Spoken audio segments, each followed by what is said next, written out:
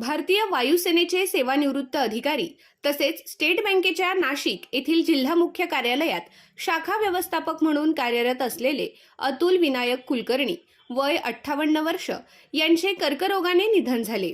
त्यांच्या निधनाने सटाणा व नाशिक परिसरात हळहळ व्यक्त होत आहे। ओझर येथील वायुसेनेच्या पथकाने त्यांना शासकीय इतमामात अखेरची मानवंदना दिली। यावेळी त्यांच्या कुटुंबियांना तिरंग्याचा समावेश असलेला वायुसेनेचा ध्वज प्रदान करण्यात आला। अतुल कुलकर्णी यांच्या पश्चात आई, पत्नी आणि मुलगी असा परिवार आहे। सटाणा बस स्थानकाचे सेवानिवृत्त वाहतूक नियंत्रक स्वर्गीय विनायक प्रल्हाद कुलकर्णी यांचे ते सुपुत्र होत। सटाणा येथे त्यांचा मोठा मित्र परिवार आहे। नाशिक येथे वास्तव्यास जाण्यापूर्वी ते सटाणा येथील पर्णकुटी बंगल्यात राहत होते। शालेय जीवनापासूनच वायुसेनेत दाखल होण्याची महत्त्वाकांक्षा त्यांनी जोपासली होती आणि ती त्यांनी यशस्वीपणे पूर्णही केली। त्यांच्या निधनाने सामाजिक वर्तुळात शोककळा पसरली असून विविध स्तरांतून श्रद्धांजली वाहण्यात येत आहे।